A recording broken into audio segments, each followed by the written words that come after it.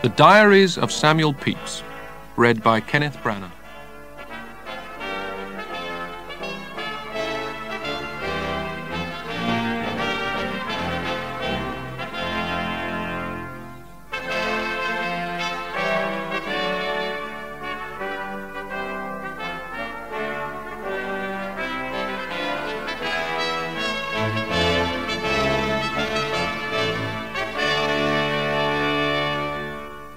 (1660). Blessed be God, at the end of the last year I was in very good health, without any sense of my old pain, but upon taking of cold. I lived in Axe Yard, having my wife and servant Jane, and no more in family than us three. The condition of the state was thus, viz. The rump of Parliament, after being disturbed by my Lord Lambert, was lately returned to sit again. The officers of the army all forced to yield. Lawson lies still in the river, and Monk is with his army in Scotland. The new Common Council of the city hath sent to Monk their sword-bearer to acquaint him with their desires for a free and full Parliament, which is at present the desires and the hopes and expectation of all. My own private condition very handsome, and esteemed rich, but indeed very poor, besides my goods of my house and my office, which at present is somewhat uncertain.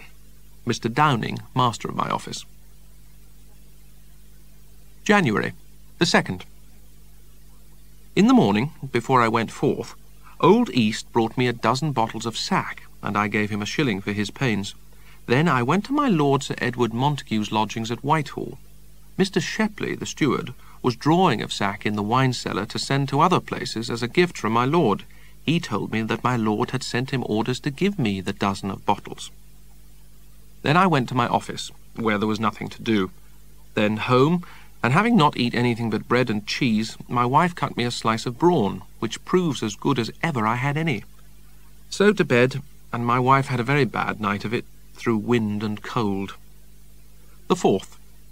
Early came Mr. Vanley to me for his half-year's rent, which I had not in the house, but took his man to my office, and there paid him. It snowed hard all this morning, and was very cold, and my nose was much swelled with cold. The 8th, Sunday. In the morning I went to Mr. Gunning's, where a good sermon. From thence to my father's to dinner, where I found my wife, who was forced to dine there, we not having one coal of fire in the house, and it being very hard, frosty weather. The 16th. This evening we went to the Green Dragon on Lambeth Hill, both the Mr. Pinkneys, Smith, Harrison, Morris, that sang the bass, Shepley and I, and there we sang of all sorts of things and stayed there till 9 o'clock, very merry, and drawn on with one song after another till it came to be so late. Thence home, where I found my wife and maid a-washing. I sat up till the bellman came by with his bell, just under my window as I was writing of this very line, and cried, "Past 1 o'clock, and a cold, frosty, windy morning." The 20th. To my office. At noon to Mr. Shepley, and took him to my house, and drank with him, in order to his going tomorrow to Hinchingbrook. So parted, and I sat up late making up my accounts before he go. The 21st. Up early in finishing my accounts, and writing to my lord, and from thence to my lord's, and took leave of Mr. Shepley, and possession of all the keys and the house. Thence to my office for some money to pay Mr. Shepley, and sent it him by the old man. The 30th. This morning, before I was up, I fell a-singing of my song Great, Good, and Just, etc., and put myself thereby in mind that this was the fatal day, now 10 years since, His Majesty died. There seems now to be a general cease of talk, it being taken for granted that Monk doth resolve to support the Parliament and nothing else. February the 3rd. Drank my morning draught at Harper's, thence into St. James's Park, and walked there to my place for my flageolet, and there played a little, it being a most pleasant morning and sunshine. Thence went walking all over Whitehall, whither General Monk was newly come, and we saw all his forces march by in very good plight and stout officers. Thence to my house, where we dined, but with a great deal of patience, for the mutton came in raw, and so we were fain to stay the stewing of it. After dinner I left them, and went to hear news, but only found that the Parliament House was most of them with Monk at Whitehall, and that in his passage through the town he had many cry to him for a free Parliament, but little other welcome. I saw in the palace yard how unwilling some of the old soldiers were yet to go out of town without their money, and swore if they had it not in 3 days, as they were promised, they would do them more mischief in the country than if they had stayed here, and that is very likely, the country being all discontented. The town and guard are already full of Monk's soldiers. The 4th. All the news today is that the Parliament this morning voted the House to be made up of 400 forthwith. The 5th. Lord's Day.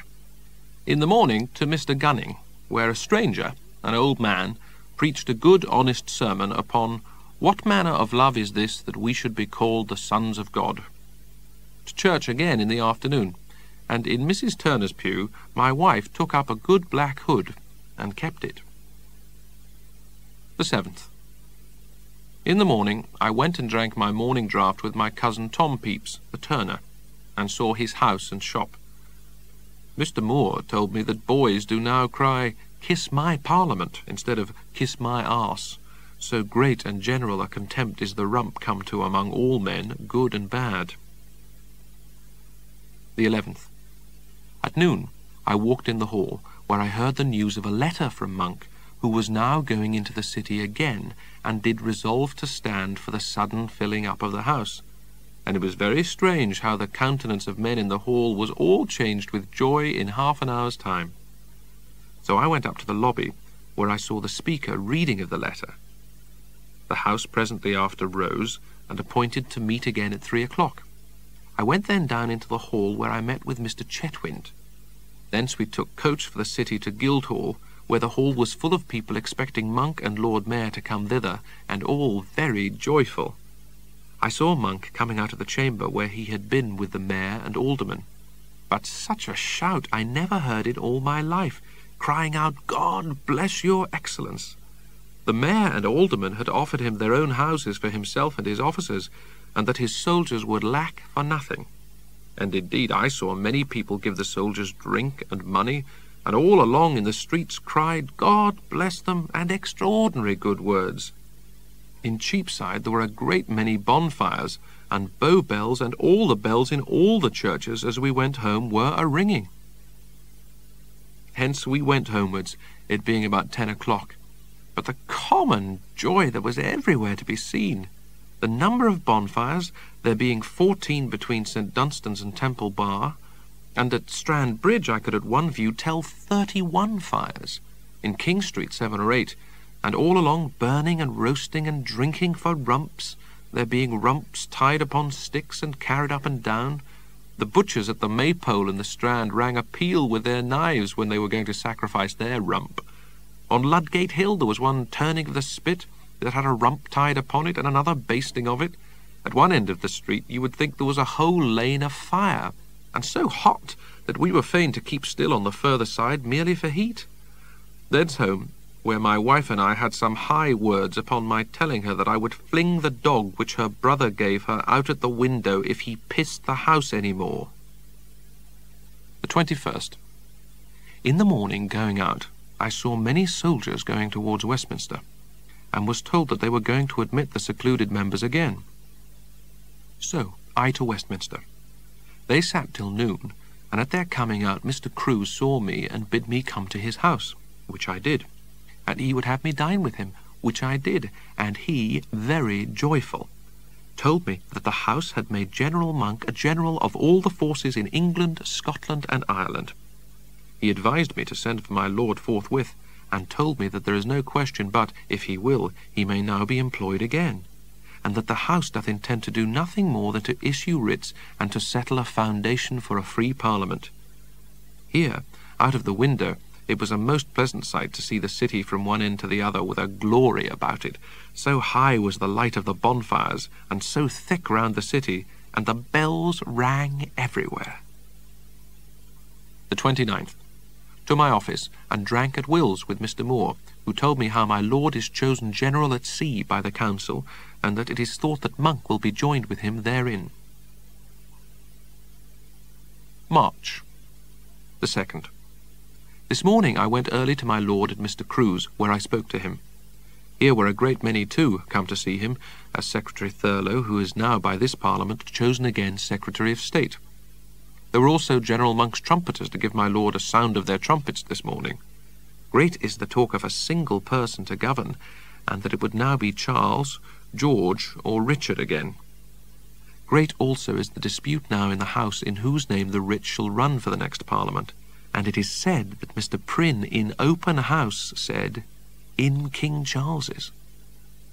From Westminster Hall, home. The 3rd. To Westminster Hall, where I found my lord was last night voted one of the generals at sea, and Monk the other. Returning, met with Mr. Gifford, who took me and gave me half a pint of wine, and told me, as I this day hear from many, that things are in a very doubtful posture, some of the Parliament being eager to keep the power in their hands.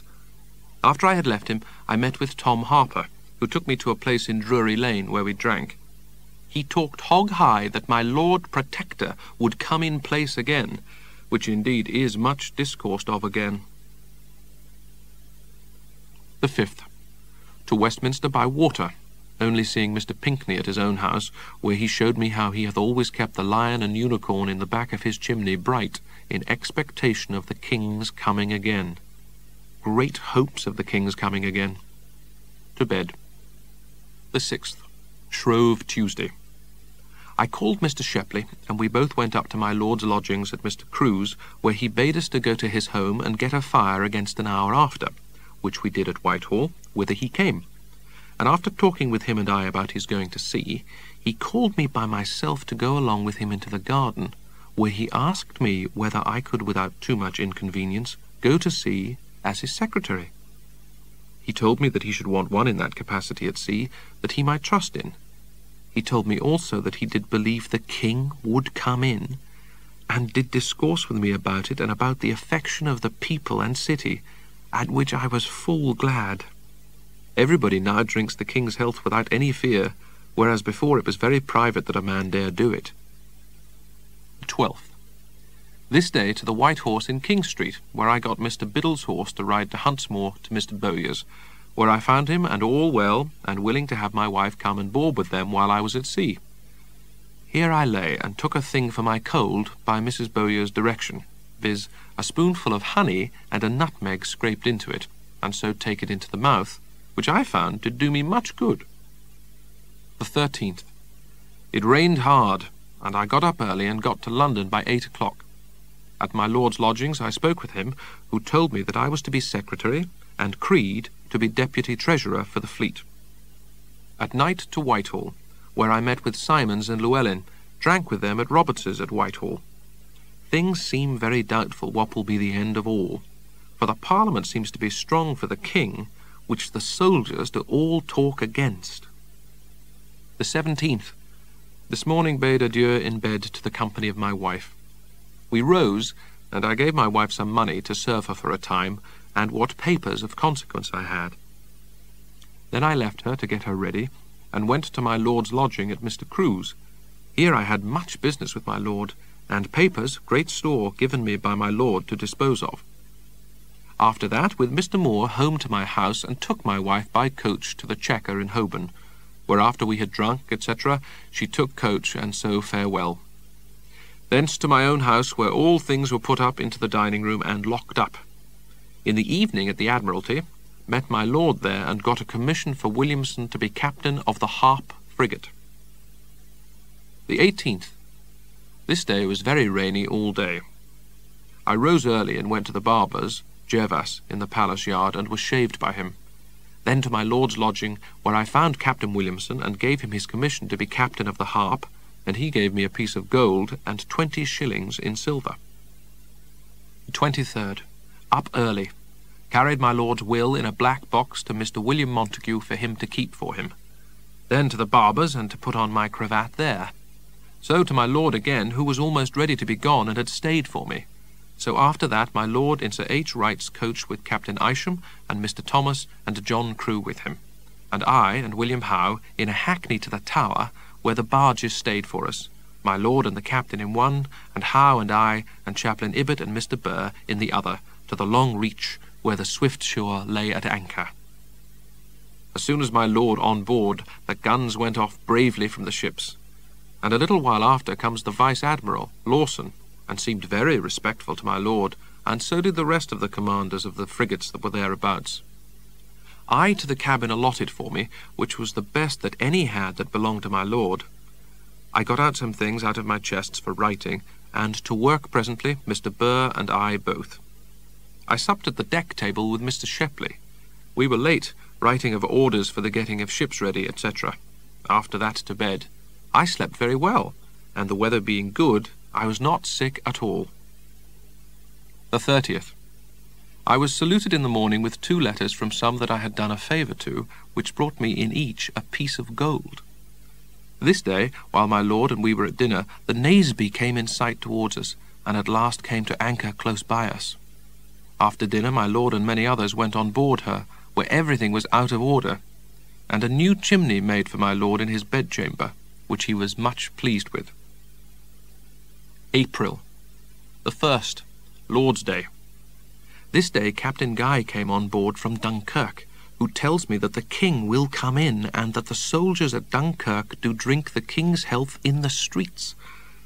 At night the captain, Sir Richard Stainer, Mr. Shepley, and I did sup together in the captain's cabin. I made a commission tonight to Captain Wilgris of the Bear, which got me 30 shillings. The 2nd. Up very early, and to get all my things and my boys packed up. Great concourse of commanders here this morning to take leave of my lord upon his going into the Naseby. After dinner, I went in one of the boats with my boy before my lord, and made shift before night to get my cabin in pretty good order. It is but little, but very convenient, having one window to the sea, and another to the deck, and a good bed. The 7th. This day, about 9 o'clock in the morning, the wind grew high, and we, being among the sands, lay at anchor. I begin to be dizzy and squeamish. Before dinner, my lord sent for me down to eat some oysters, the best, my lord said, that ever he eat in his life, though I have eat as good at Bardsey. After dinner and all the afternoon, I walked upon the deck to keep myself from being sick, and at last, about 5 o'clock, went to bed and got a caudle made me, and sleep upon it very well. The 9th. We, having sailed all night, were come in sight of the North and South Forelands in the morning, and so sailed all day. In the afternoon we had a very fresh gale, which I brooked better than I thought I should be able to do. About 5 o'clock we came to the Goodwins, so to the castles about Deal, where our fleet lay, among whom we anchored. Great was the shot of guns from the castles and ships, and our answers, that I never heard yet so great rattling of guns. Nor could we see one another on board for the smoke that was among us, nor one ship from another. The 21st. This day dined Sir John Boys and some other gentlemen, formerly great cavaliers, and among the rest one Mr. Norwood, for whom my lord gave a convoy to carry him to the Brill. But he is certainly going to the king, for my lord commanded me that I should not enter his name in my book. My lord doth show them and that sort of people great civility. This night there came one with a letter from Mr. Edward Montague to my lord, with command to deliver it to his own hand. I do believe that he doth carry some close business on for the king. The 29th, Sunday. After sermon in the morning, Mr. Cook came from London with a packet, bringing news how all the young lords that were not in arms against the Parliament do now sit. That a letter is come from the king to the House, which is locked up by the Council till next Tuesday, that it may be read in the open house when they meet again, they having adjourned till then to keep a fast tomorrow, and so the contents is not yet known. May the 2nd. In the morning, at a breakfast of radishes at the purser's cabin. After that to writing till dinner, at which time comes Dunn from London with letters that tell us the welcome news of the Parliament's votes yesterday, which will be remembered for the happiest May day that hath been many a year to England.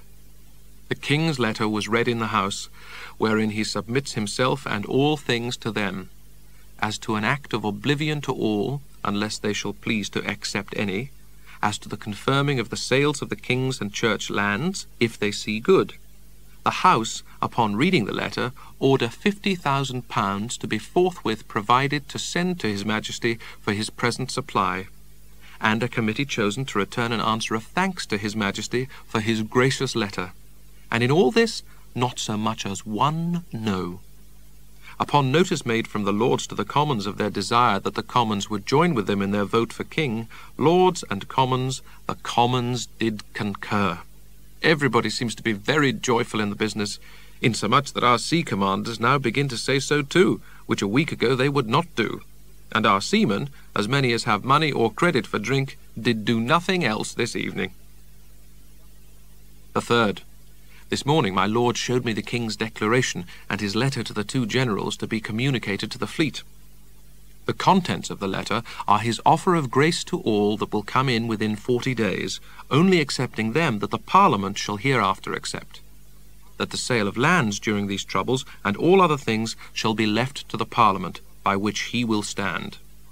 The letter dated at Breda, April the 14th, 1660, in the 12th year of his reign.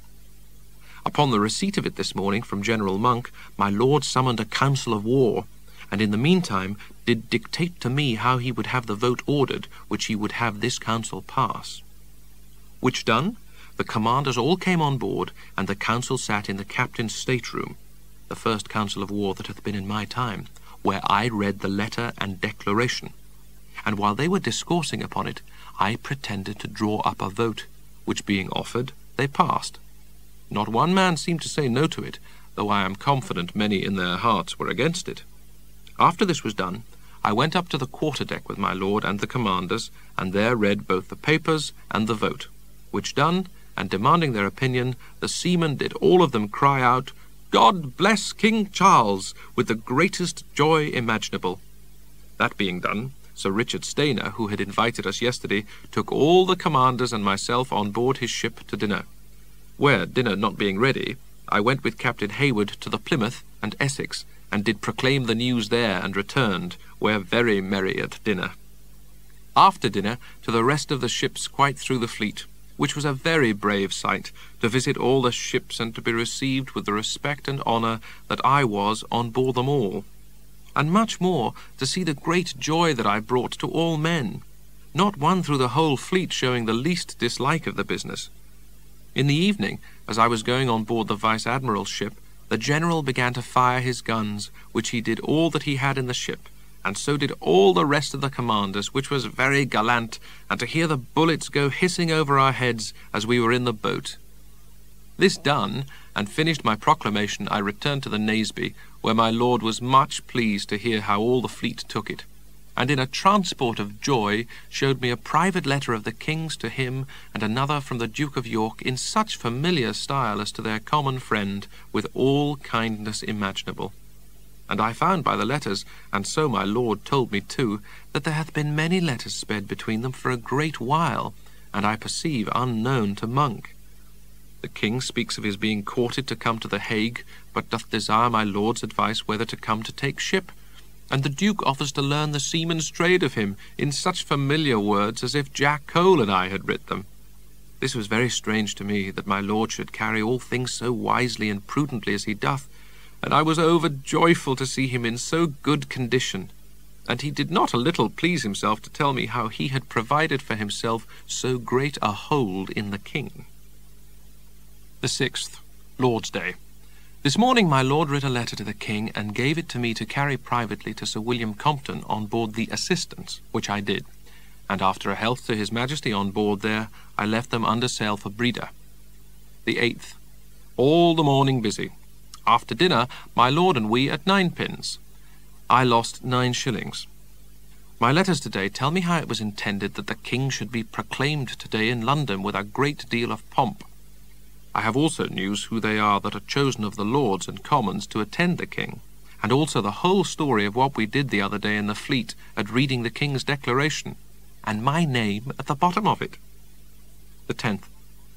My lord called me into his cabin, and told me how he was commanded to set sail presently for the King, and was very glad thereof, and so put me to writing of letters and other work that night till it was very late, he going to bed.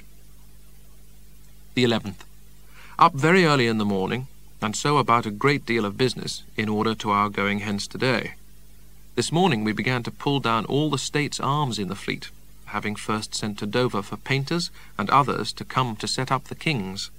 After dinner we set sail from the Downs. The 13th, Lord's Day.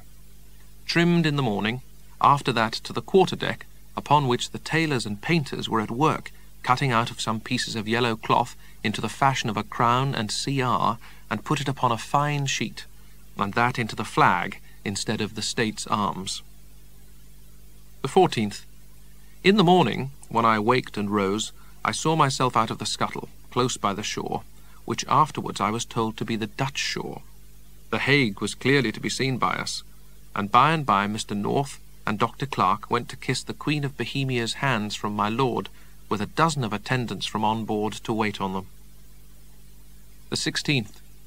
This afternoon Mr. Edward Pickering told me in what a sad, poor condition for clothes and money the king was, and all his attendants, when he came to him first from my lord, their clothes not being worth 40 shillings the best of them, and how overjoyed the king was when Sir John Grenville brought him some money, so joyful that he called the Princess Royal and Duke of York to look upon it as it lay in the portmanteau before it was taken out.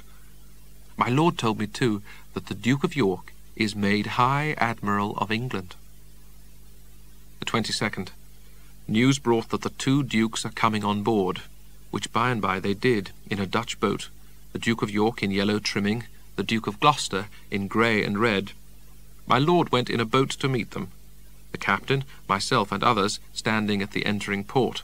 So soon as they were entered, we shot the guns off round the fleet. After that, they went to view the ship all over, and were most exceedingly pleased with it. They seemed to be both very fine gentlemen.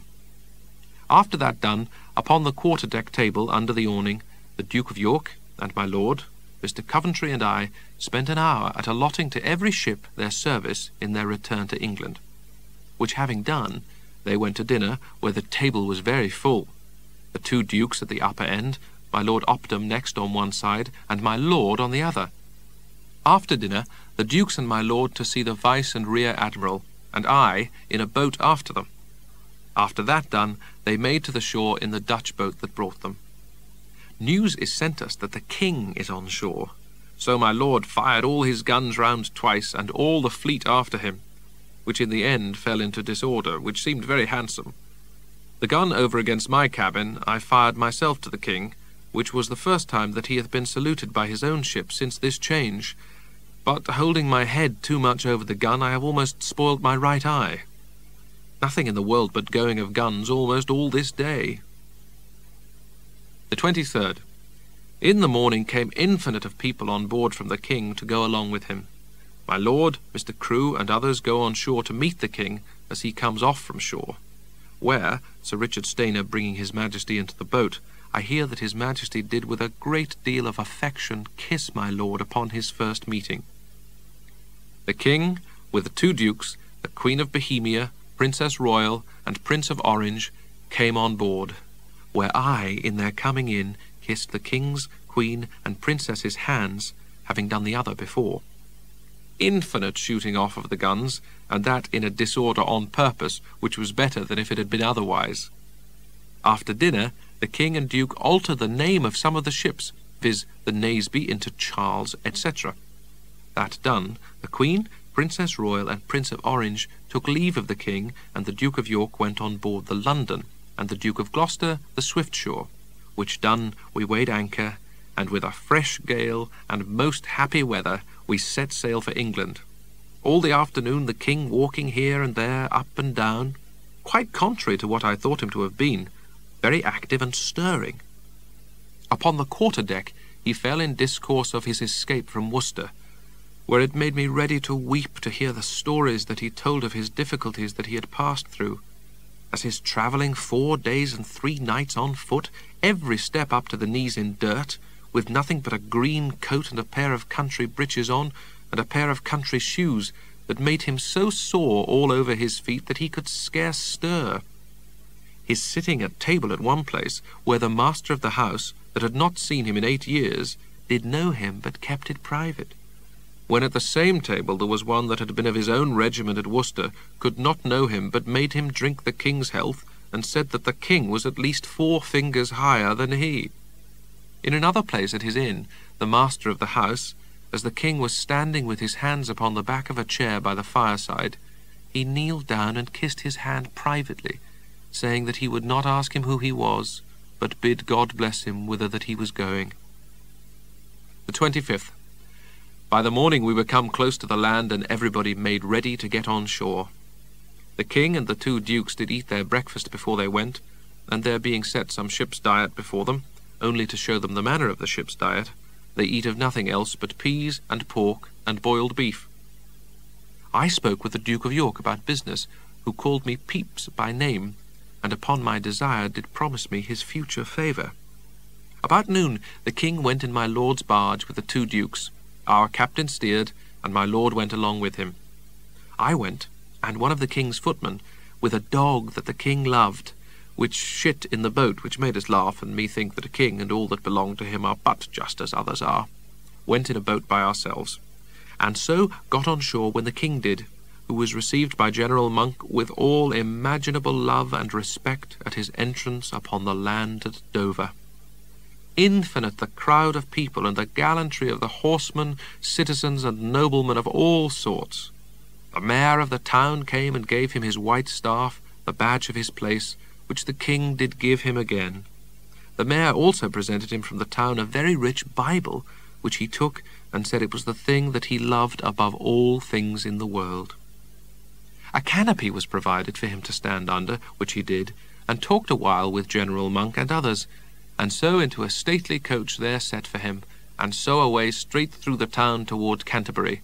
The shouting and joy expressed by all is past imagination. The 28th. This morning the captain did call over all the men in the ship, not the boys, and gave every one of them a ducat of the king's money that he gave the ship, and the officers according to their quality. For my share I received in the captain's cabin 60 ducats. The 30th. All this morning making up my accounts, in which I counted that I have made myself now worth about £80, at which my heart was glad and blessed God. In the afternoon, Mr. Shepley told me how my lord had put me down for 70 guilders among the money which was given to my lord's servants, which my heart did much rejoice at. June. The 1st.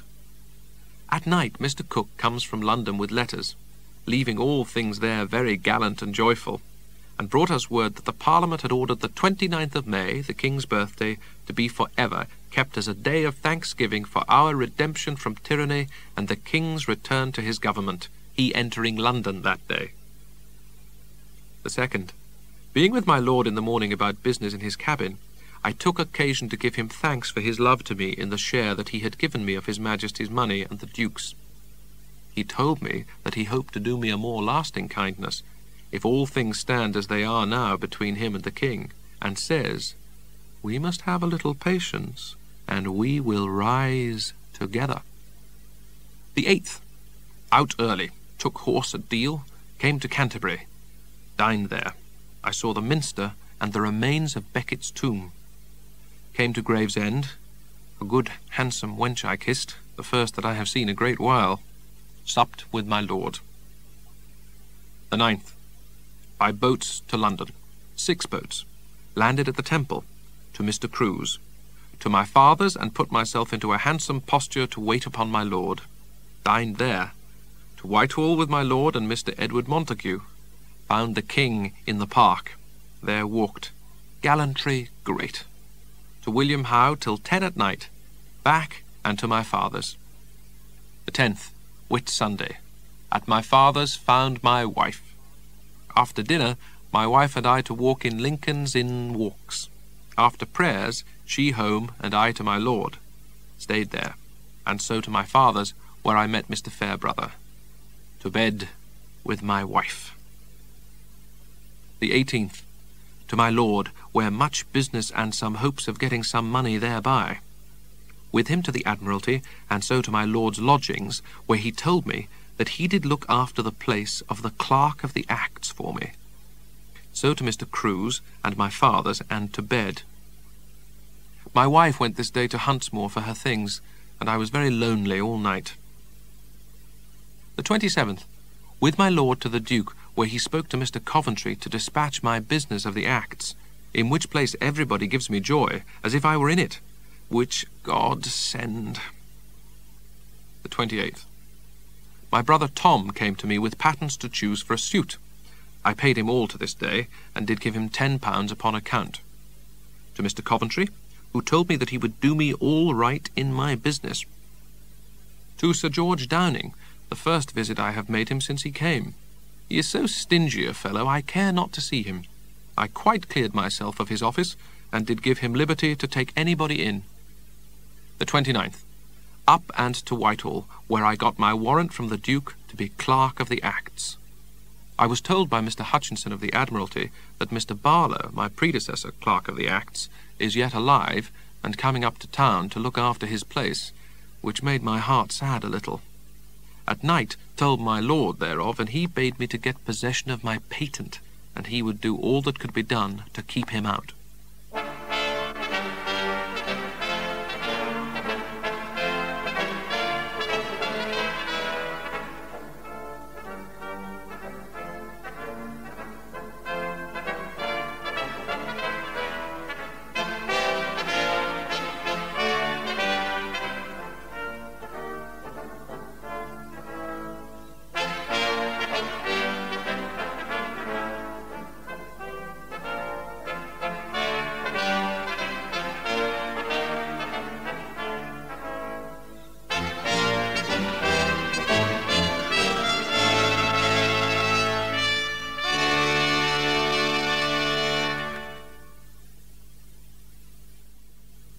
(1665) April. The 24th. To the cockpit, and there walked an hour with my Lord Duke of Albemarle alone in his garden, where he expressed in great words his opinion of me, that I was the right hand of the navy here, nobody but I taking any care of anything therein, so that he should not know what could be done without me, at which I was from him not a little proud. The 30th. Thus I end this month, in great content as to my estates and gettings, in much trouble as to the pains I have taken and the rubs I expect yet to meet with about the business of Tangier. The fleet, with about 106 ships upon the coast of Holland, in sight of the Dutch within the Texel. Great fears of the sickness here in the city, it being said that 2 or 3 houses are already shut up. God preserve us all. May, the 24th. Up by 4 o'clock in the morning, and with Will Hewer there till 12 without intermission, putting some papers in order. Thence to the coffee-house with Creed, where I have not been a great while, where all the news is of the Dutch being gone out, and of the plague growing upon us in this town, and of remedies against it, some saying one thing, some another. June the 2nd. Met an express from Sir William Batten at Harwich, that the fleet is all sailed from Sole Bay, having spied the Dutch fleet at sea, and that if the calms hinder not, they must needs be now engaged with them. The 3rd. All this day, by all people upon the river, and almost everywhere else hereabout, were heard the guns, our 2 fleets for certain being engaged, which was confirmed by letters from Harwich, but nothing particular, and all our hearts full of concernment for the Duke, and I particularly for my Lord Sandwich and Mr. Coventry, after his Royal Highness. The 7th. This day, much against my will, I did in Drury Lane see 2 or 3 houses marked with a red cross upon the doors, and Lord have mercy upon us writ there, which was a sad sight to me, being the first of that kind that to my remembrance I ever saw. The 8th. I alone at home to dinner, my wife, mother, and Mercer dining at Will Joyce's, I giving her a caution to go round by the half-moon to his house because of the plague. I to my Lord Treasurer's, by appointment of Sir Thomas Ingram's, to meet the goldsmiths, where I met with the great news at last newly come, brought by Bab May from the Duke of York, that we have totally routed the Dutch, that the Duke himself, the Prince, my Lord Sandwich, and Mr. Coventry are all well, which did put me into such a joy that I forgot almost all other thoughts. The sum of the news is, victory over the Dutch, June the 3rd, 1665. The 10th. To my great trouble hear that the plague is come into the city, though it hath these 3 or 4 weeks since its beginning been wholly out of the city.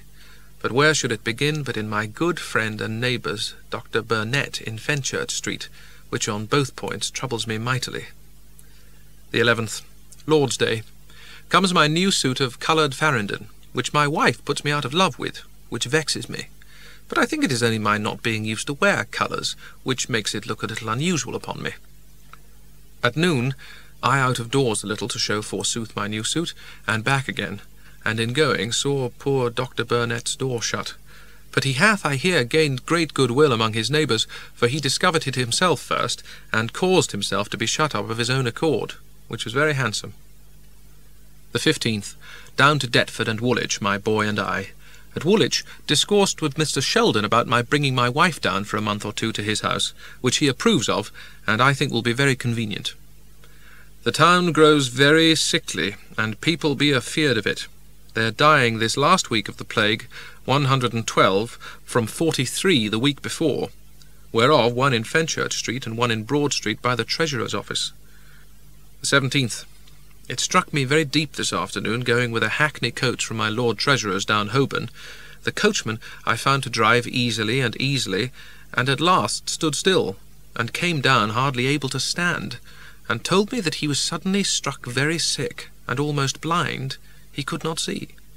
So I did light and went into another coach, with a sad heart for the poor man, and trouble for myself, lest he should have been struck with the plague, being at that end of the town that I took him up. But God have mercy upon us all. Sir John Lawson, I hear, is worse than yesterday. The King went to see him today most kindly. It seems his wound is not very bad, but he hath a fever, a thrush, and a hiccup, all 3 together, which are, it seems, very bad symptoms. The 26th. The plague increases mightily. I this day seeing a house at a bitmaker's over against St. Clement's Church in the open street shut up, which is a sad sight. The 29th. Up and by water to Whitehall, where the court full of waggons and people ready to go out of town. The mortality bill this week has come to 267, which is about 90 more than the last, and of these but 4 in the city, which is a great blessing to us. July. The 1st. At noon dined at home, and then to the Duke of Albemarle's by appointment to give him an account of some disorder in the yard at Portsmouth, by workmen's going away of their own accord for lack of money to get work of haymaking, or anything else to earn themselves bread. Thence I to Westminster, where I hear the sickness increases greatly. Thence by coach, and late at the office, and so to bed, sad at the news that 7 or 8 houses in Basinghall Street are shut up from the plague. The 13th. Above 700 dead of the plague this week. The 18th. After dispatching letters at the office, I by water down to Deptford, where I stayed a little while, and by water to Woolwich to my wife, whom I have not seen 6 or 5 days, and there supped with her, and so to bed, mighty merry. The 20th. I hear the sickness is indeed scattered almost everywhere. There dying 1,089 of the plague this week.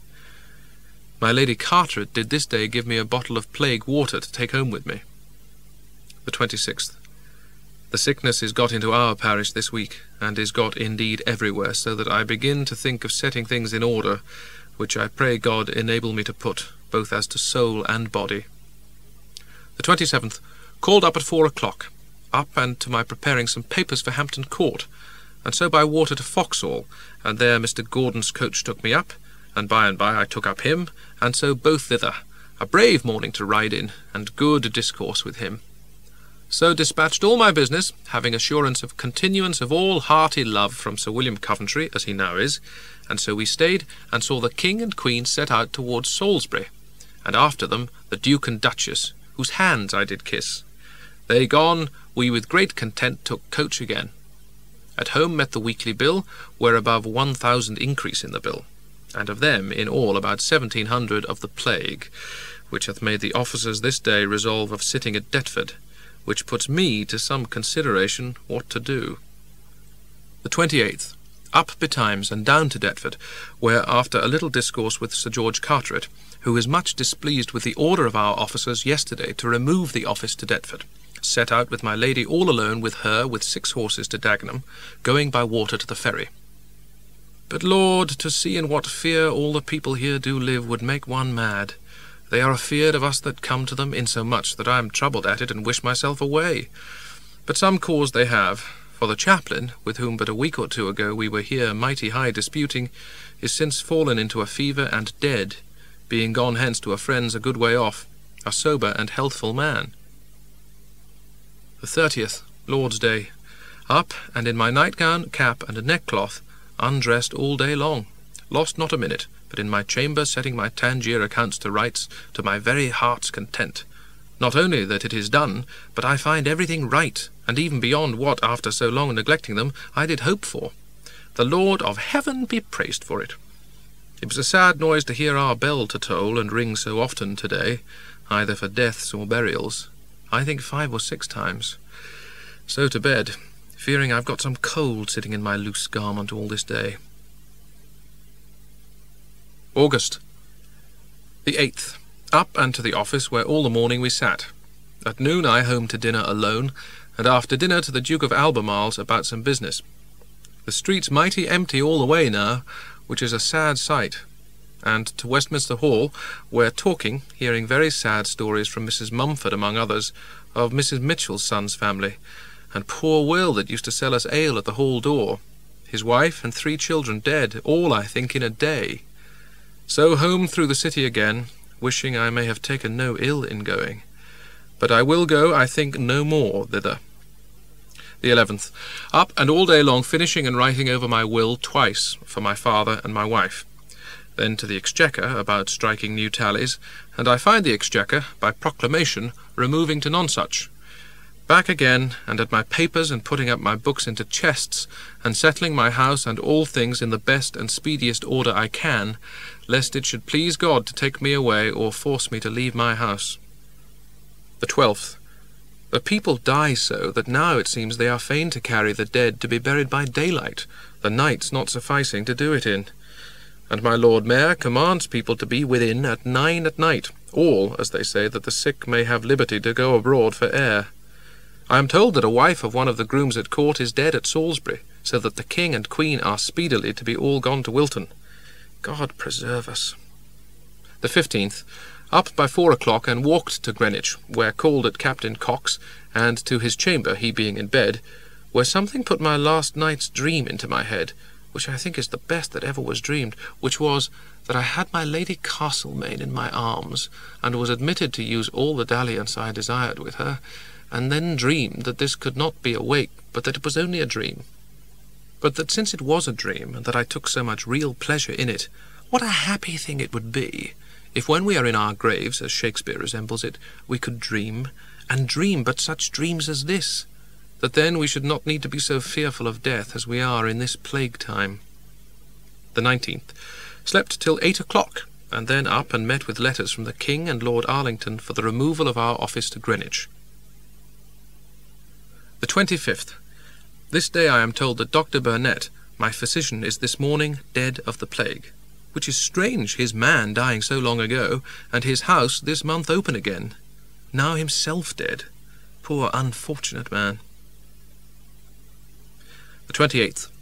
Will Hewer brings me £119 he hath received for my office disbursements, so that I think I have £1,800 and more in the house, and blessed be God, no money out but what I can very well command, and that but very little, which is much the best posture I ever was in my life. But then this is a trouble to me what to do with it, being myself this day going to be wholly at Woolwich. But for the present I am resolved to venture it in an iron chest, at least for a while. In the afternoon I sent down my boy to Woolwich with some things before me, in order to my lying there for good and all, and so I followed him. Just now comes news that the fleet is gone, or going this day out again, for which God be praised, and my Lord Sandwich hath done himself great right in it in getting so soon out again. Pray God he may meet the enemy. The 31st. In the city died this week 7,496, and of them 6,102 of the plague, but it is feared that the true number of the dead this week is near 10,000, partly from the poor that cannot be taken notice of through the greatness of the number, and partly from the Quakers and others that will not have any bell ring for them. September the 3rd, Lord's Day. Up and put on my coloured silk suit, very fine, and my new periwig. After dinner by water to Greenwich, where much ado to be suffered to come into the town because of the sickness, for fear I should come from London, till I told them who I was. The 6th, busy all the morning writing letters to several. So to dinner. To London to pack up more things thence, and there I looked into the street and saw fires burning in the street, as it is through the whole city by the Lord Mayor's order. Thence by water to the Duke of Albemarle. All the way fires on each side of the Thames, and strange to see in broad daylight 2 or 3 burials upon the bankside, one at the very heels of another. Doubtless all of the plague, and yet at least 40 or 50 people going along with every one of them. The 7th, up by 5 of the clock, mighty full of fear of an ague, but was obliged to go, and so by water, wrapping myself up warm, to the Tower, and there sent for the weekly bill, and find 8,252 dead in all, and of them 6,978 of the plague. The 10th, Lord's Day. News came to me by an express from Mr. Coventry, telling me the most happy news of my Lord Sandwich's meeting with part of the Dutch. He is taking 2 of their East India ships and 6 or 7 others, and very good prize, and that he is in search of the rest of the fleet, which he hopes to find upon the Well bank, with the loss only of the Hector, poor Captain Cuttle. This news doth so overjoy me, that I know not what to say enough to express it. The 14th, news is brought by word of mouth that letters are just now brought from the fleet of our taking a great many more of the Dutch fleet, and therefore went by water directly to the Duke of Albemarle, where I find a letter of the 12th from Solebay, from my Lord Sandwich, of the fleet's meeting with about 18 more of the Dutch fleet, and his taking of most of them. And the messenger says they had taken 3 after the letter was wrote and sealed, which being 21, and the 14 took the other day, is 35 sail, some of which are good, and others rich ships, which is so great a cause of joy in us all, that my lord and everybody is highly joyed thereat. And having taken a copy of my lord's letter, I away back again to the Bear at the bridge foot, being full of wind and out of order, and there called for a biscuit and a piece of cheese and gill of sack, being forced to walk over the bridge towards the Change, and the plague being all thereabouts. And Lord, to see how I did endeavour all I could to talk with as few as I could, there being now no observation of shutting up of houses infected, that to be sure we do converse and meet with people that have the plague upon them. So home, and put up several things to carry to Woolwich. The 17th, Lord's Day. At dinner time comes Sir John Mennies from the fleet, and tells us of what value he imagines the prizes to be. This did put me upon a desire of going thither, and moving of it to my lord, we presently agreed upon it to go this very tide, we 2 and Captain Cock. I walked to Woolwich to trim and shift myself, and by the time I was ready they came down in the Besan yacht, and so I aboard and my boy Tom. The 18th. By break of day we came to within sight of the fleet, which was a very fine thing to behold, being above 100 ships, great and small, with the flagships of each squadron distinguished by their several flags on their main, fore, or mizzen masts, among others the Sovereign, Charles, and Prince, in the last of which my Lord Sandwich was. We find my lord newly up in his nightgown very well. He received us kindly, telling us the state of the fleet, lacking provisions, having no beer at all, nor have had most of them these 3 weeks or month, and but few days' dry provisions. And indeed he tells us that he believes no fleet was ever set to sea in so ill condition of provision as this was when it went out last. After dinner Cock did pray me to help him to £500 of William Howe, who is Deputy Treasurer, wherein my Lord Brunker and I are to be concerned, and I did ask it, my lord, and he did consent to have us furnished with £500, and I did get it paid to Sir Roger Cuttance and Mr. Pierce in part for above £1,000 worth of goods from the cargo, mace, nutmegs, cinnamon, and cloves, and he tells us we may hope to get £500 by it, which God send. Great spoil I hear there hath been of the 2 East India ships, and that yet they will come into the king very rich, so that I hope this journey will be worth £100 to me. After having paid this money, we took leave of my lord, and so to our yacht again, having seen many of my friends there. Among others, I hear that William Howe will grow very rich by this last business, and grows very proud and insolent by it. But it is what I ever expected. The 22nd. Up betimes and to the office, but was called away by my Lord Brunker and Sir John Mennies, and to Blackwall, there to look after the storehouses, in order to the laying of goods out of the East India ships when they shall be unloaden. The 23rd. Up and to my Lord Sandwich, who did advise alone with me how far he might trust Captain Cock in the business of the prize goods, my lord telling me that he hath taken into his hands 2,000 or 3,000 pounds value of them, it being a good way, he says, to get money, and afterward to get the king's allowance thereof, it being easier, he observes, to keep money when got of the king than to get it when it is too late. I advised him not to trust Cock too far, and did thereupon offer him ready money for £1,000 or two, which he listens to and doth agree to, which is great joy to me, hoping thereby to get something. Thence by coaches to Lambeth, his lordship and all our office, and Mr. Eveling, to the Duke of Albemarle, where, after the compliment with my lord, very kind, we sat down to consult of the disposing and supporting of the fleet with victuals and money, and for the sick men and prisoners. And I did propose the taking out of some goods out of the prizes to the value of £10,000, which was accorded to, and an order drawn up and signed by the Duke and my lord, done in the best manner I can, and referred to my Lord Brunker and Sir John Mennies. But what inconveniences may arise from it I do not yet see, but fear there may be many. Here we dined. Thence took leave, and I home, and among other things took out all my gold to carry along with me tonight with Captain Cock down to the fleet, being £180 and more, hoping to lay out that and a great deal more to good advantage. Thence down to Greenwich to the office, and with Captain Cock set out in the yacht about 10 o'clock at night. And after some discourse and drinking a little, my mind full of what we are going about, and jealous of Cock's outdoing me, so to sleep upon beds brought by Cock on board, mighty handsome, and never slept better than upon this bed upon the floor in the cabin. The 25th. Found ourselves come to the fleet, and so aboard the Prince, and there, after a good while in discourse, we did agree a bargain of £5,000 with Sir Roger Cuttance for my Lord Sandwich, for silk, cinnamon, nutmegs, and indigo.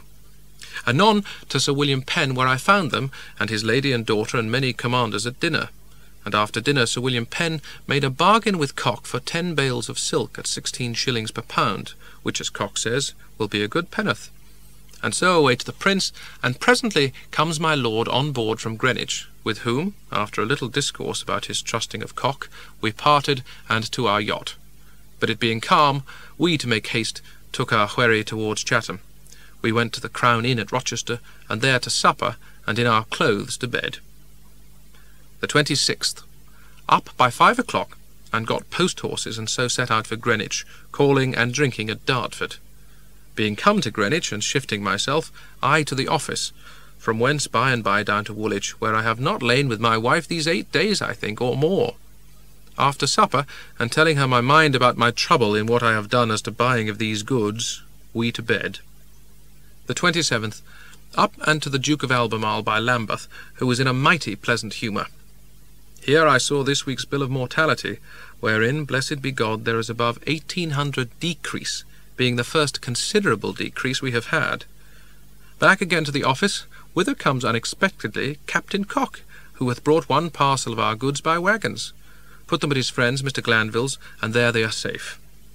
Would the rest of them were so too.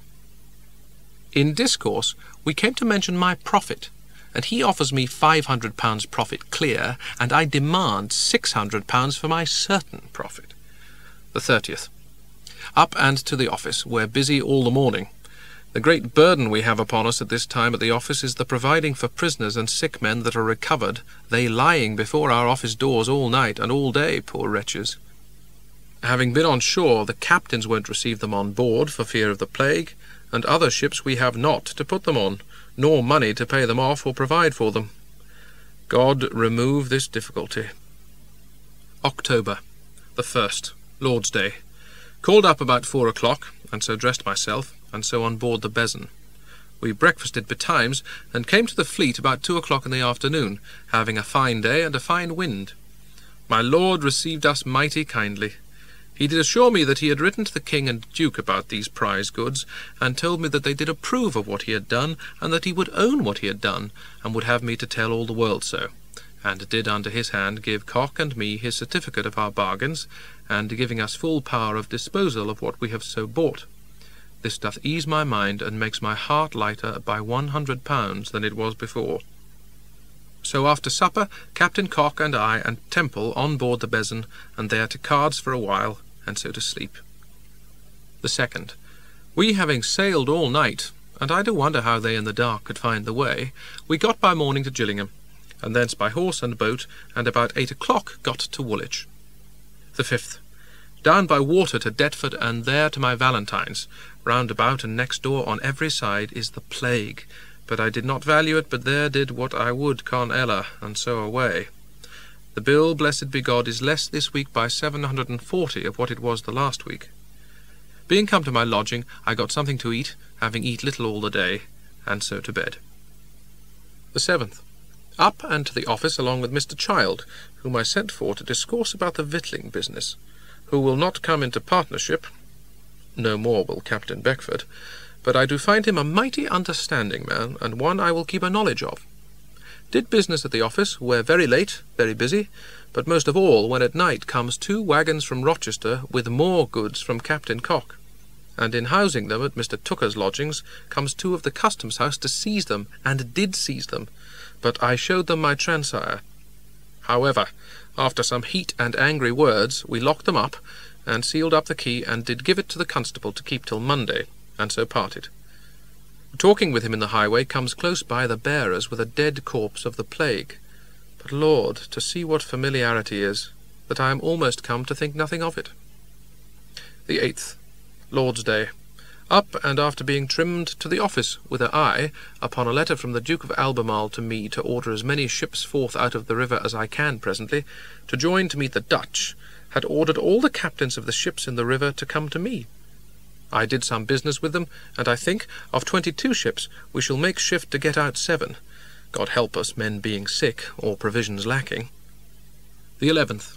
Up, and so in my chamber stayed all the morning, doing something toward my Tangier accounts for the stating of them. By and by comes Cock, and so he and I by water to Erith, and there we met Mr. Seymour, one of the commissioners for prizes, and a Parliament man, and he was mighty high, and had now seized our goods on their behalf, and he mighty imperiously would have all forfeited, and I know not what.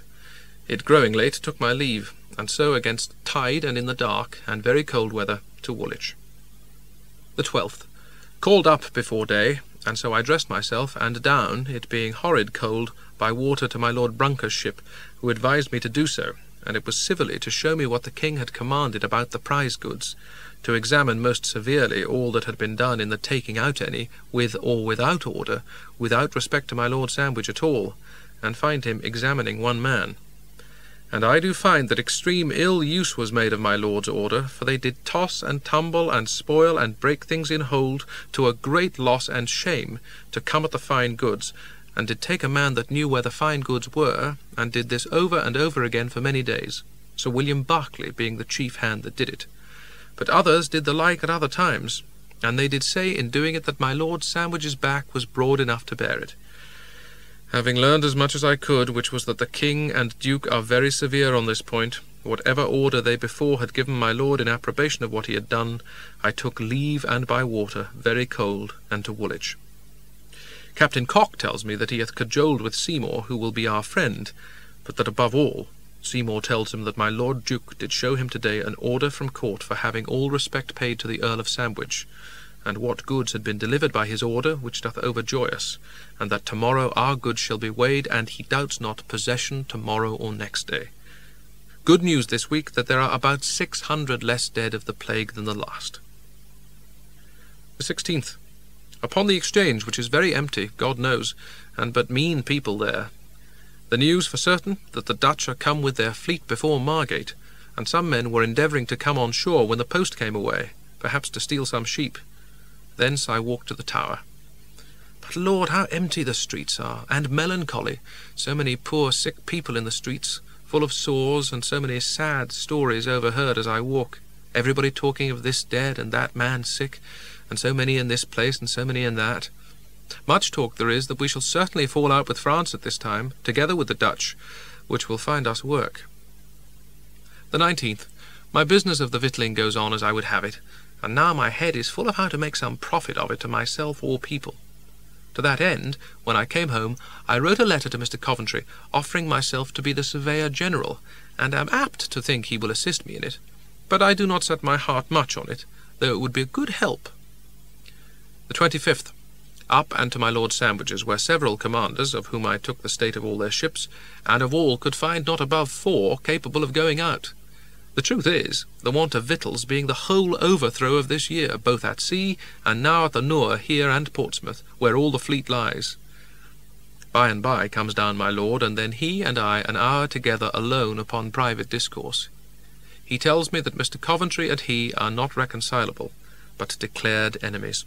That Coventry hath aggravated this business of the prizes, though never so great plundering in the world as while the Duke and he were at sea. And in Sir John Lawson's time he could take and pillage and then sink a whole ship in the Straits, and Coventry say nothing to it. The 27th. Up and by water to the Duke of Albemarle, and there he proposed to me from Mr. Coventry, as I had desired of Mr. Coventry, that I should be Surveyor General of the victualling business, which I accepted. But indeed the terms in which Mr. Coventry proposes it for me are the most obliging that ever I could expect from any man, and more, it saying me to be the fittest man in England. So God blesses me, and hath sent me masters that do observe that I take pains. The 31st. After some fears that the plague would have increased again this week, I hear for certain that there is above 400 decrease, the whole number being 1,388, and of them, of the plague, 1,031. November. The 5th. Lord's Day. Up, and while being trimmed, hear that the plague increases much at Lambeth, St. Martin's, and Westminster, and fear it will all over the city. Thence I by water to Deptford, and there made a visit to Mr. Eveling's. Here comes in the middle of our discourse, Captain Cock, as drunk as a dog, but could stand and talk and laugh. He did so joy himself in a brave woman that he had been with all the afternoon, and who should it be but my Lady Robinson, who is reported to be kind to the prisoners, and hath said to Sir George Smith, who is her great crony, "Look, there is a pretty man. I could be contented to break a commandment with him." The 16th and 17th.